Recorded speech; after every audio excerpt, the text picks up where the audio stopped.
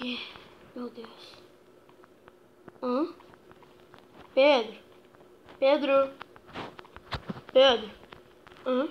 Pedro? Cadê o Pedro? Esquisito. Eu peguei ele, sou eu, Antônio Reverso. Ah não, velho, o Antônio Reverso de novo não. Perto da sua casa. Da sua casa. Será? É, deve ser da sua casa. Eu vou lá correndo. Ah não. Primeiro eu tenho que me arrumar. Eu acho que no baú dele tem alguma coisa. É, tava certo. Uma armadura, umas enderpearls e umas escadas.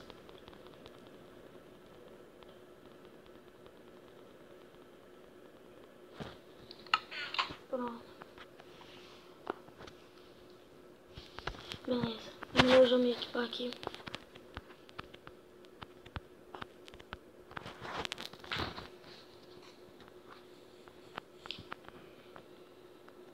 Ah, essa doeu um pouco.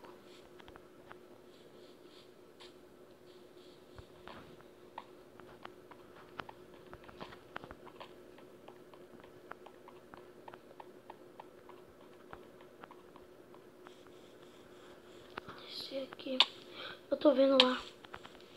É melhor eu já ficar aqui atrás. Vamos ver, eu tenho que arrumar um plano. Já sei. Vou de fininho.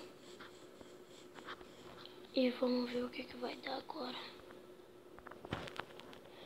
Deixa eu ver o que tá acontecendo. Eu vou te matar, eu vou te matar, eu vou te matar. Eu vou te matar. Não! Vai Por quê? Por que você tá quietos? Antônio! Salva! Não. Você aqui. Pega! Não, você não vai me matar! Mas nunca! Droga! Pronto! Meu Deus! Você fica aí! Antônio Reverso! Não, Antônio, eu já saí! Para! Antônio! Eu tenho que fugir! Antônio, não! Sai, Antônio Reverso! Antônio! Ai!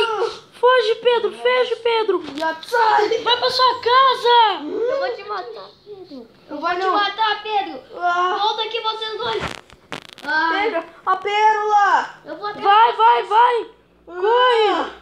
Vou atrás de você, Antônio. Atirou a pedra? Aham. Volta aqui. Você me pega aí se os porcos começarem a voar.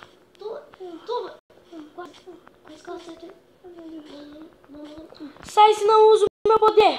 Eu não tenho medo mais de você. Tem certeza?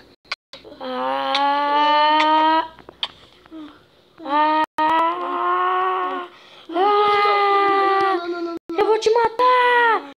Vaza daqui!